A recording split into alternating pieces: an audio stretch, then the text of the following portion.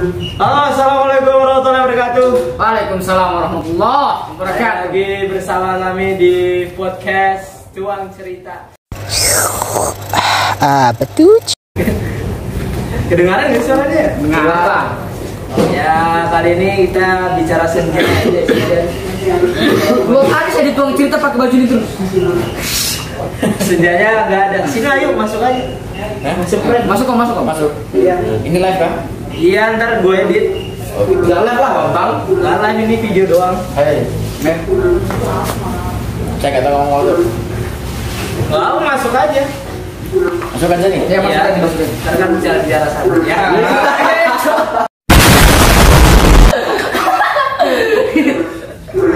Mantap. Nanti disensor. Oke, kali ini mungkin kita bahas tentang gimana ya? Anjir, ada suara kodok. Bahas apa deh? Bahas filsafat aja kali ya? Boleh gak ya? Gas. Berat. Coba apa sih? Kan kita juga gimana ya? Anak muda juga sekarang, zaman sekarang pada gak mikir ke sana gitu. Masalah kayak intelek itu udah terlalu dipikirkan bagi mereka. Yang dipikirkan fulus, Terus juga masalah kesenangan duniawi aja. Yes. Ya, betul gak sih? Terus kira-kira filsafat itu sebenarnya relate gak sih buat anak muda gitu? Kira-kira menurut teman-teman dah? Tamat mungkin. Ini ahli filsafat. Di kontak saya taruh Tegar Filsuf Klaten. Jangan dijawab. Aku bacaanku hadis, Mas, bukan filsafat. Wah, hadis. Mungkin dari sisi agama juga Ya. mungkin bisa menanggapi, kan ada yang marah. Tahu ada hadis-hadis tentang filsafat? Katanya filsafat tuh jadi bahan orang buat kafir gitu. Padahal kan di situ ranah kita buat berpikir gak sih? Anda berfilsafat, Anda jadi tuyul. Benar salah orang keluar. Kayak saya berfilsafat saya tidak bisa ngomong. Oh, berarti pusat kulminasi. Memang titik kulminasi. Titik kulminasi filsafat ada sampai tidak bisa ngomong. Tidak bisa ngomong. Bukan ini bang Saleh. Terlalu banyak mikir. Sampai ini. Kulminasi filsafat adalah meninggalkan sholat. Pertama. Yang kedua. Yang kedua apa? Yang kedua apa? Apa yang kedua? Hah? Aku udah pertama. Yang kedua. Oke. Titik kulminasi dari filsafat adalah bagaimana kita bisa bijak dalam kehidupan sehari-hari, termasuk bijak dalam menentukan pasangan hidup. Yes. Berarti pada intinya sih kayak masalah untuk berpikir kali ya, menentukan jalan menuju mana? Gimana sih? Apa? Mengaktualisasikan pikiran. Mengaktualisasikan pikiran. Berarti kayak Itu lebih ranah aksiologis itu. Iya, lebih kayak menuangkan. Sedangkan filsafat sini kan terbagi dari tiga hal ya. Aja aksio terus kan? Nah, ontologi. Ontologi, Sama aksio. aja. Aksio itu juga dari epistemo. Epistemo, Aksiologi. aksio sama. Udah itu tiga katamu. Udah itu. Sorry guys. Ontologi. Nah, Masuk loh Mas. Masuk ya mas. Santai aja kita bisa. Ada pendeta. anak.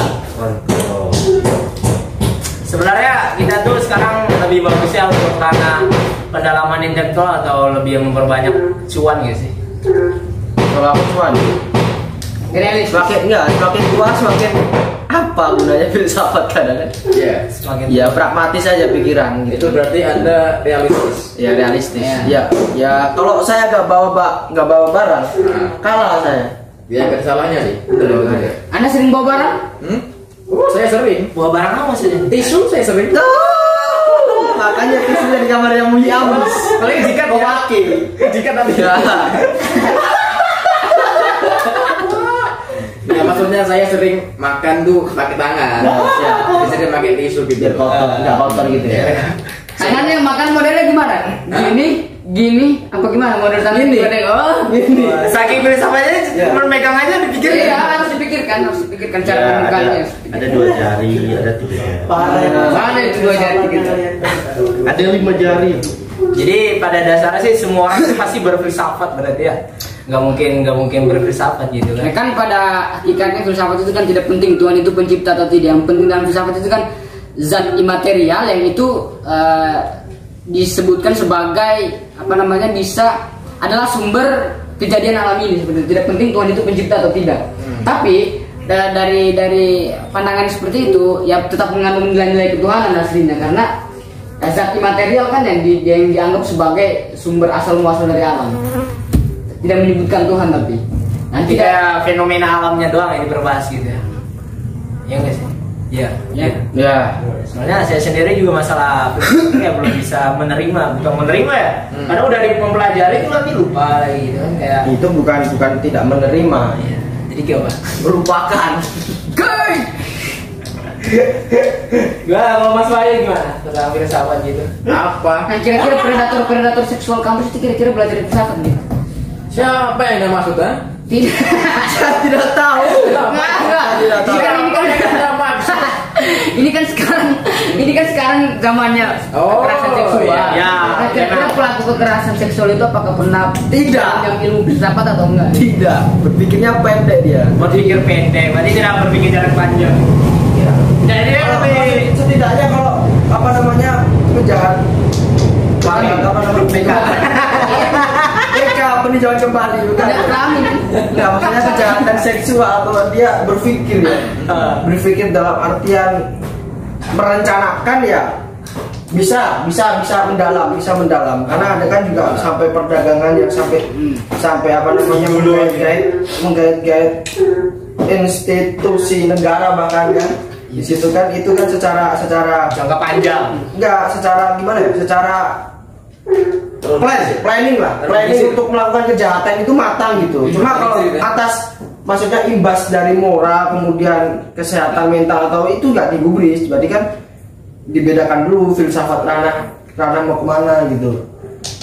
Tapi kadang intelektualnya orang kalau sudah nafsu menguasai itu ya sudah selesai, pikirannya jadi hilang. Contohnya Orang Ustaz. coli seperti itu. Ya mau baca buku bagaimana? Mau baca buku tentang Cerebralus ya ada. ada Syria. Ada Syria. Yang lebih Islami. Onani. Kadang kan orang onani itu ya kan baca-baca buku tentang apa bahaya onani. Ya kalau sudah pikirannya terbayang-bayang untuk onani pasti onani seperti itu. Bahkan yang lebih parah enggak sampai ke ranah zina. Ada itu. Ada. Menghilangkan semua ilmunya ya kan ada. Karena sampai sekarang gara-gara banyak orang yang menyalahgunakan filsafat sampai dibawa ke Al-Qur'an, la taqrabuz zina. Dia tidak mendekati zina tapi langsung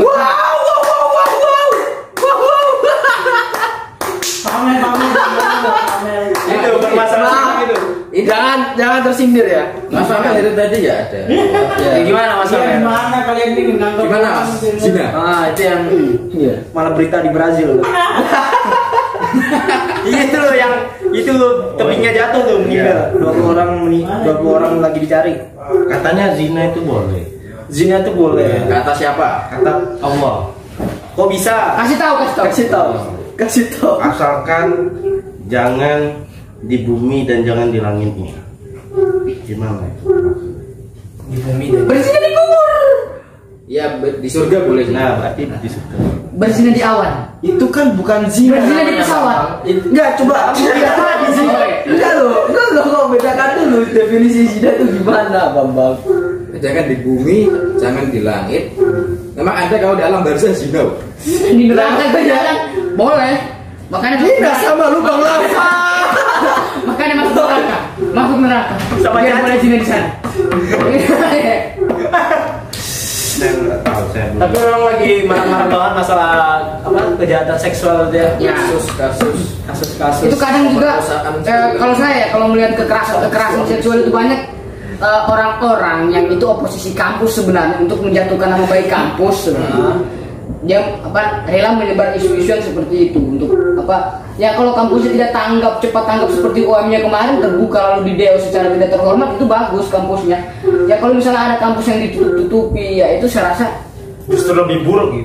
justru lebih buruk. Makanya oposisi kampus itu terus berkembang dengan mengangkat isu-isu yang seperti itu. Kalau tidak di counter dari kampusnya itu sih. Kalau dari saya Berarti otomatis juga di situ pada intinya sih berarti di situ ada perkaderan yang salah ya. iya. Perkaderan kejahatan Tapi perkaderan utama itu kan adalah Madrasatul Ula adalah Istri. Banyak ibu ya. Nabi baru. Dia sengaja mana kami nabi baru. Waduh. Sini loh. Istri anak PUTM. Saya ada calon loh. anak teknik. Iya. Bukan anak TPB. Enggak, katanya anak fisioterapi. Ini termasuk udah termasuk petinggi kampus loh beliau ini. Iya. Video. Cocok loh IKT. Teknik IKT. Teknik IKT. SIG. Nanti dikombinasi. Nah ini kan ada ketua baru kampus. Kasih tahu dulu suka duka awal jadi ketua itu pertama. Nah, ini kan kita lagi bahas filsafat. Ya nggak apa kan kita menjalankan diskusinya itu loh rekonstruksi. Nah iya, ntar malam kan ada diskusi rekonstruksi nih. nanti malam. Iyalah. Nah kira-kira kenapa Anda mengangkat tema rekonstruksi? Apa yang harus direkonstruksi dari Arosail? Iya. Wah. Ini malah jadi kayak bedah selesai. Sesuai judul ya. Di situ saya mengangkat tema rekonstruksi spirit dan arah gerak baru. Itu berdasarkan saran dari apa? Itu karena saya merasa bahwa UKM dalam tanda kutip yang mati ini Tidak mati kayak berjalan itu kayak apa? Dakwah secara diam-diam. Iya, Dakwah sir. Selama 1 tahun. gerakan bautan. Dakwah secara diam-diam. Jadi itu seolah-olah UKM ini tertidur selama 1 periode seperti itu. Ashabul Kahfi. Apalagi kondisi sekarang pandemi yang masih belum jelas lika-likunya. Jadi saya mengangkat tema itu untuk membangun kembali kan, rekonstruksi kan seperti itu, membangun kembali spirit, yakni semangat, terlebih semangat jurnalis seperti itu. Kemudian arah baru, karena saya rasa LPM Arosail ini perlu membuat gebrakan, bukan hanya fokus kepada majalah. Jadi sekarang kan dulu Satu video di majalah itu. saya tahu kan, Enggak 2 kali. Dua kali. Dulu Mas Aziz. hanya fokus kepada majalah. Jadi nanti kita bisa membuat output yang seperti mengadakan lomba bahasa Arab, Anjay. mengadakan lomba pidato, Itu dulu sih yang ada ya, mungkin bisa kolaborasi. dengan cengkok. Jadi seperti itu sih kurang lebih sih. Semoga Jadi- sukses. Yes. Ya ini tadi di situ kan juga ada ranah filsafat lagi ya guys. Ya, Untuk merekonstruksi kembali pemikiran, cara berpikir kita, gunanya kita hidup di dunia ini apa gitu. Dan gunanya kita ikut di Rosail itu untuk apa? Rosail. salam baru saya. Itu Salam Presma. Tepuk Besma. Itu tidak ada tepuk pesma. Ini Bapak. Tolong. Bapak tepuk pesma. saya mau nanya, katanya itu UKM satu-satunya di Indonesia. Maksudnya Majalah bahasa Arab. Iya. Apa iya? Ya. Udah survei belum? Sebenarnya itu tercatat di apa ya? Di Kemenak. bukan. buku apa sih? Yang LPM pusat itu? Oh yang Yang LPM, ya pokoknya itulah, itu tercatat bahwa LPM Arosail itu sebagai satu-satunya LPM berbahasa Arab di Indonesia. tepuk tangan dulu. Kan diketuai oleh Mas Wahyu. Waduh, harusnya terkenal di Indonesia nih. Harus. Akan tidak ada ini jadi terkenal Anda ya. Sampai dikejar-kejar sama junior. Dibuat akhirnya. seminar nasional ntar dibuat. Nanti saya undang di syahwat intelektual. Wah ya guys, syahwat intelektual. Kenapa bisa dikatakan syahwat? Ya, karena lagi-lagi kembali Ya, kepada penggagasnya filsafat. sering anu sih. Penggagasnya. Penggagasnya. Oh, ya, karena ini kan kuping. Pelumas. ya kembali lagi kepada filsafat. Kenapa syahwat intelektual itu ada bukan ada untuk berfilsafat, bukan ada untuk semata-mata hanya karena filsafat, tapi untuk membangkitkan gairah syahwatnya itu untuk kembali berpikir. Karena kalau kata Rendes Kratz itu kan aku berpikir maka aku ada. Kan ya. Nah, harus kalau bisa berpikir itu ya tetap harus diadakan kegiatan berpikir itu, karena mau tidak mau kita akan dihadapkan dengan sesuatu hal yang itu kita hadapi dengan berpikir. Tapi jangan hanya masalah intelektual teman-teman. Kalau masalah intelektual tanpa moral, iblis adalah makhluk paling intelektual di dunia. Sepakat. Makanya dengan moral itulah yang membedakan kita dengan iblis. Nah, kenapa syahwat itu hadir? Salah satunya untuk kemudian memperbaiki moral-moral yang merosot. Kenapa dikatakan memperbaiki moral-moral yang merosot? Kita menggunakan kata-kata yang biasa itu orang anggap tabu, kayak syahwat, kayak apalagi dan lain-lain sebagainya, itu sebisa mungkin kita rubah pemaknaannya menjadi hal-hal yang positif. Kan hari ini kan kalau kata Fatoni per hari ini kan kata syahwat itu kan diidentikan dengan hal-hal yang tabu, hal-hal yang tidak pantas untuk diomongkan di publiknya. Maka dari sekarang ini ya saatnya untuk kemudian memberikan pemaknaan baru terhadap itu, untuk lebih paling tidak membangun branding dengan hal-hal seperti itu, bahwasanya orang-orang itu jadi sadar tidak semua yang orang anggap buruk itu selama-lamanya buruk. Itu kenapa hadir syahwat, untuk kemudian memperbaiki moral-moral yang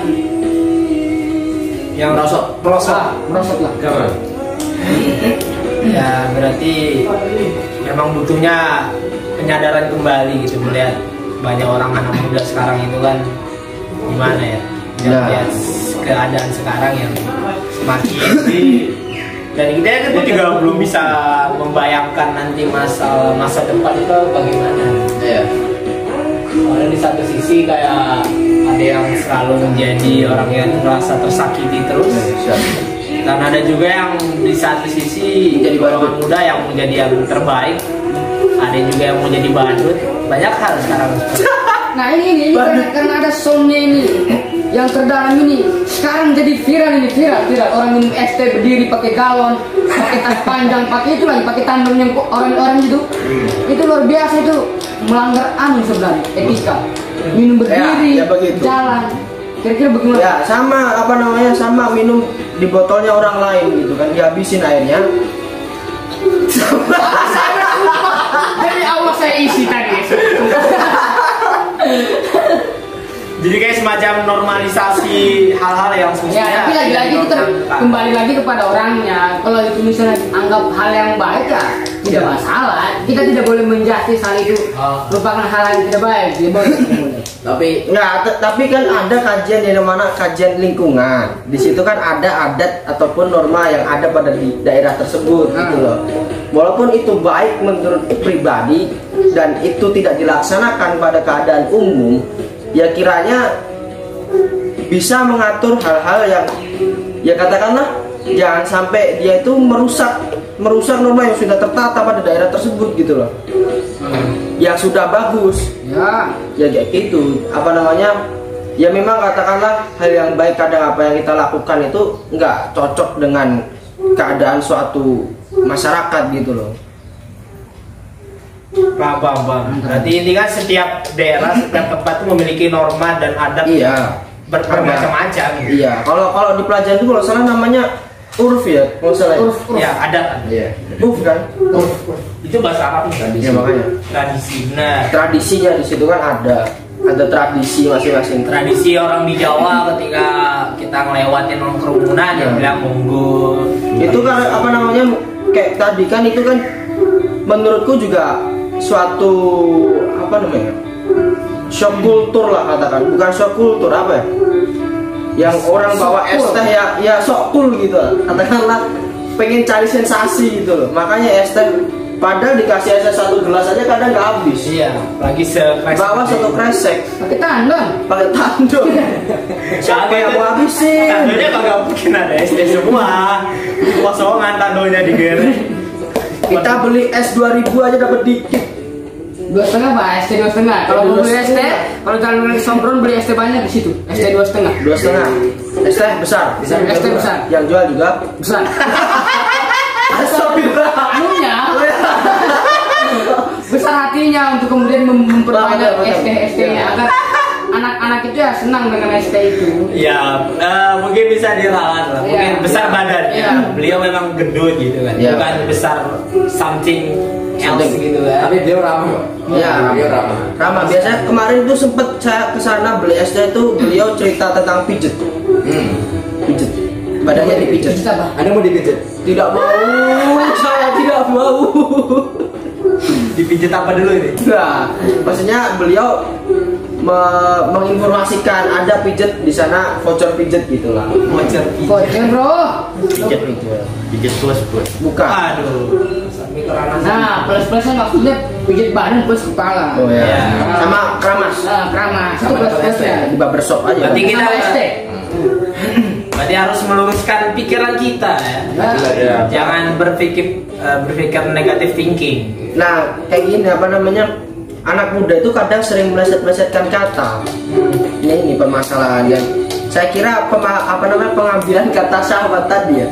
Kata sahabat itu juga mesti ada di situ niatan bagaimana ya ini unik gitu, unifikasi gitu kan, unifikasi gerombolan gitu, unifikasi. Kalau unifikasi penyatuan. Iya, beda salah tadi.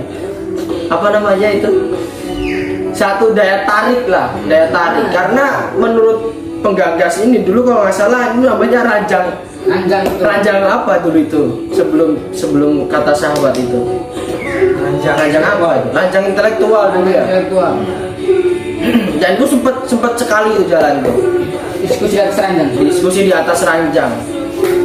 Dan beneran di atas ranjang. Dan beneran di atas ranjang gitu loh. Dan kata sahabat ini diambil ya karena menurut si pembuat ini kita ya terutama pembuat lah. Pikiran itu isinya sahabat aja isinya. Stop. Iklan. Ya gitu. Iklan. Ya begitu apa namanya? Ya ngajak. Ya menurut dia itu semuanya mikirnya sahabat gitu, terutama anak muda gitu. Sama kayak ya strategi membangun branding, sama kayak teman-teman di Palu ada CD-ku. Itu salah satu ini juga sebenarnya. Nah, sempat kita kemarin lapak buku ada bapak-bapak itu dari dinas apa? Bawa CD. Oh, ini apa sih? CD ini apa? Tabu sekali ini. Kan candu. Oh, sekarang itu ya bukan candu narkoba, candu buku ya Bang gitu. Makanya salah satu. Saya kira untuk CD merubah orang-orang. Krokodil. Celana dalam. Celana dalam. Apa? Cocok lu. Apa namanya bantolun? Betul. Bantolun celana pendek. Tuban. Tuban. Kalau celana dalam tuban. Bahasa Arabnya gimana harus saya nggak tahu bahasa Arabnya Sempakmen. Tuban. Iya kan Superman itu kan bisa dibilang sempakmen. Di sebelahnya pada dasarnya semua orang itu pasti berfilsafat. Bagaimana pembahasannya aja mungkin berbeda. Kalau di ranah yang lebih ke pembahasan intinya ya pasti ada bahasannya dengan logi-logi atau saksi-saksi secara apa namanya makna dasar paling dasar dari filsafat adalah berpikir secara universal kemudian mengakar kemudian terkritisi secara runtut terstruktur gitu loh. Makna dasar kan itu. Kalian mau tarik filsafat ke ranah apa ya intinya pada ranah itu ya kalian harus berpikir secara terstruktur gitu loh, mendalam gitu dalam suatu permasalahan gitu. Nah, fungsinya filsafat di situ. Dan jangan pula lupa dengan fungsi yang sebegitu besarnya filsafat itu kemudian kita hanya mempelajari filsafat saja gitu. Yang menjadi permasalahan kan sekarang kayak gitu. Benar, berarti kita tuh terlalu mendalami satu hal tapi tidak memikirkan efek-efek lainnya gitu, sisi-sisi lainnya gitu.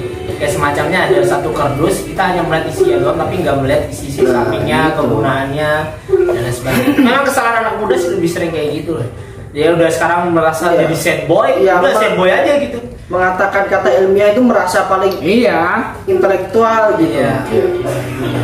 Padahal banyak yang kemudian mengatakan bicara pakai kata-kata ilmiah, tastis, sasi itu nggak paham amat gitu, tidak terlalu paham secara dalam apa maknanya. Ya kalau paham oke lah. Nah, kalau paham oke lah, tapi kalau cuma gaya-gayanya, sama aja kayak orang membeli baju yang berbranding dengan yang tidak gitu. Penggunanya pasti sama aja. Ya karena kita lebih mementingkan brandingnya saja, lebih ke gengsinya saja. Tidak melihat kebutuhan ataupun rasa keinginan saja. Betul sekali. Dan saya tadi malam baru aja tadi malam itu saya mendapatkan kabar yang cukup mengejutkan. Stop. Jangan. Bukan itu. Jangan kau lari ke situ. Saya tahu larinya kemana tadi. Saya tahu larinya kemana. enggak, maksudnya saya diceritakan teman saya yang setelah putus. Masa? Iya. Masa? Setelah putus dia itu laki-lakinya itu Berarti cewek yang curhat. cewek yang curhat ke saya gitu. Laki-lakinya itu dia sering menutupi gitu, menutup hal-hal yang katakanlah yang memang benar dia lakukan gitu. Dan juga dia pengen terlihat tadi branding tadi. Kemudian satu sisi dia tidak punya motor, cuma biar jemput pakai motor bagus dia rental gitu, saking biar terlihat eksistensinya gitu, biar wow gitu loh. Dan dia katakanlah pakai motor biasa aja sudah sama gitu, Sama aja. ya makanya Emang hari ini sekarang ini dunia makin Penyakit anak berkembang muda itu, ya. anak muda itu jadi penganut eksistensialisme. eksistensialis. Yang artinya Sebagai brand lebih mementingkan gimana nih? Lebih mementingkannya apa ya? Tidak terlalu mementingkan fungsinya apa gitu. Cuma semata-mata hanya eksistensinya aja yang nampaknya gitu. Karena saya kadang biasa itu foto story buku hanya untuk difoto, tidak untuk Ya, dibaca. benar. Contohnya, kalau teman-teman tahu ini baju belum dicuci berapa hari. Sudah sekiranya 2 minggu, tapi Nah. esensinya masih dapat untuk Nah. dipakai seperti itu. Bukan Makanya. pada eksistensinya, tapi Makanya dari tadi bau. ini berkali-kali diparfum soalnya. ya saya setuju. Memang fungsi dari pakaian itu untuk menutup aurat. Iya. Gabung bang. Bukan hanya untuk Duduk sini aja. menunjukkan kalau kita Nah, tapi ada pertanyaan unik ini. Pertanyaan ini kalau teman-teman bisa jawab. Apa namanya? Perancang busana. ya Perancang busana kalau teman-teman lihat itu catwalk itu kan? ya Yang biasanya jalan-jalan di podium itu kan? Iya. Dia kan ada perancang busana yang katakan ada minimalis busana kan? Nah, itu busananya Kamu bisa nanya? itu haram atau tidak? Busananya haram atau tidak? ya ini Maksudnya? kita Maksudnya dari rancangan itu kan dia menutup cuma menutup secara minimalis. Ya gitu, maksudnya hukum itu haram apa halal? Berarti ini dari kacamata Islam. Nah, makanya hukum itu halal apa haram? Ayo dari kaum Islamis. saya takut nanti diburu buat perancang desain baju. Ini bisa masuk ya? Somasikan Gimana Mas? Tapi kan secara langsung perancang itu juga bukan hanya merancang baju-baju yang minimalis seperti itu ya. Ya yang ditanyakan yang baju Oh, minimalis. yang minimalis. Karena mereka pun juga pasti merancang yang maksimalis. Nah, hukum itu apa? Hukumnya itu haram atau halal kah? Halal atau haram kah gitu kan? Atau bisa menjadi dosa jariah bahkan. Nah, apa coba teman-teman kalau bisa itu satu pertanyaan aja mengkritik yang saya tadi sore dengar gitu. Ya, Gimana man? kalau saya jatuhnya bisa haram, bisa tidak. Tinggal bagaimana? Karena ya Bisa. Kalau halal ya berarti banyak orang nanti makin kayak gitu. saya bilang kan bisa haram, bisa. A few moments later. Gimana? Halal atau haram? Ya, Kalau halal nanti banyak orang yang memakai itu. Kalau haram ya dia bilang ya lagi-lagi saya takut berbicara nanti saya diburu sama pembuat busana. Seperti itu. Jadi saya bilang bisa haram, bisa tidak. Kalau- Tidak itu bukan berarti halal, itu aja. Kalau dari saya sendiri sih melihat kayak gitu, kita melihat bagaimana ranah ataupun tempatnya itu ditempatkan gitu loh. Jadi kalau misalnya memang di situ memang untuk wilayah yang bisa dikatakan sebagai Islam gitu, maka itu bisa dikatakan sebagai hal yang haram. Tapi kalau misalnya untuk Enggak. agama lain ataupun hal lainnya bisa dikatakan biasa-biasa saja, nggak ada larangan ataupun apa-apa, karena di selain Islam pasti kan bebas saja mau berpakaian seperti apa, intinya sopan atau mungkin walaupun tetap terlihat menaikkan syahwat laki-laki, walaupun dalam tanda petik orang yang sudah bertutup aurat saja masih bisa menaikkan syahwat laki-laki gitu. Jadi ya kembali ke tempatnya lagi gitu, gimana disesuaikan. Jadi kalau dia kembali lagi itu hanya apa namanya? Itu tuh hanya Euforia. permainan kata saja. Dan itu kan tadi ditanyakan juga fungsi busana itu apa? Menutup. Nah itu busananya menutup apa kan? Menutup juga. Cuma menutupnya menutup minimalis. Berarti kan nggak apa-apa. Iya. Itu kan urusan hanya permainan kata. Apa namanya? Anekdot ilmiah lah katakanlah begitu. Jadi nggak cuma kita hanya merosting, tapi roasting juga roasting kualitas gitu. Roasting kita berkualitas gitu kan Wahyu? Bener nggak? Saya nggak komen. Enggak, maksudnya ketika kita, kalau orang-orang, katakanlah orang-orang akademik, kemudian orang-orang kayak gitu ya, sekiranya kalau roasting kemudian membuat suatu bercandaan itu bagusnya ya ilmiah gitu loh. Di satu sisi membuat ketawa, satu sisi juga melatih kita berpikir. Dan juga harus membangkitkan kesadaran. Kalau kita Ya kalau yang di roasting, kalau kita sering merosting, terus Kalau kita harus balik, jangan marah. jangan bawa emosi mas, Iya. jangan baperan. Ya, seperti itu. ya Kira-kira. begitulah. Kalau anda baperan, mending anda di sana di Jakarta. Di Faber. Astagfirullah. Berarti kamu udah pernah ke Jahanam? Di kabel. Kan nyuruh ke Jahanam. Jahanam itu jangan Iya, jangan kayak hanya nama. Nah, itu maksud Itu itu jahanam itu penganut esensial sekaligus eksistensi. Artinya jangan hanya nama doang, harus ada esensinya loh gitu. Jahanam, makanya jahanam. Jangan jual nama doang. Jangan ya, hanya nama. lagi-lagi kembali ke fungsi dasar kemudian pembahasan kita filsafat adalah secara terstruktur gitu. Jadi harus dari step by step. Nah, harus mempelajari, kemudian kita tarik nih filsafat ke dalam pembuatan roastingan tadi, ditarik gitu. Ya, kita harus mendalami dulu satu tokoh tadi yang mau di roasting.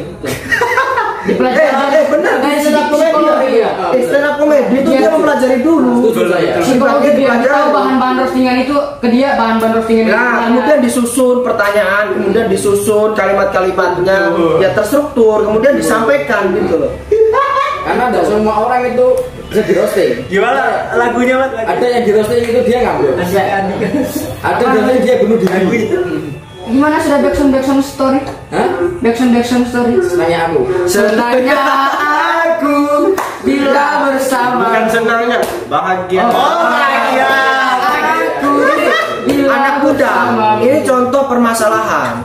Jadi ngomong tidak memakai riset. Ya begini jadi. Ya, makanya harus lagi-lagi semua butuh riset. Ya, betul. Itu juga fungsi dari filsafat juga. Nah, berarti memang butuh adanya riset gitu. Adanya riset, kemudian distrukturkan, dikaji lagi, Kan disusun. Roasting aja Ya, perlu. harus perlu riset. perlu riset. Merosting orang. Nah, beda lagi kalau datanya melimpah, itu beda lagi. Iya, kalau sudah kalau datanya melimpah ya sudah, karena kita tanpa mencari data datanya sudah terbuka, kita Tinggal nyusun. tinggal di siratal Ya mustaqim. lagi kayak fungsinya kayak gitu. Mau ditarik kemana aja, aslinya ya I know. itulah fungsinya gitu. Yes. Berarti closing statementnya itu tadi ya. Berarti Iya. intinya kita harus meruntut semuanya melalui terutama penelitian. Biar semua orang itu pasti berfilsafat dan selalu berpikir lah pada dasarnya. Mungkin itu aja lah. Oke. Sudah lumayan lama juga kita bincang-bincang asik. Makasih dan sampai jumpa di episode selanjutnya. Nggak tahu apa. Ya, terima kasih dan sampai jumpa. Dadah. Assalamualaikum. Assalamualaikum. Assalamualaikum warahmatullahi wabarakatuh.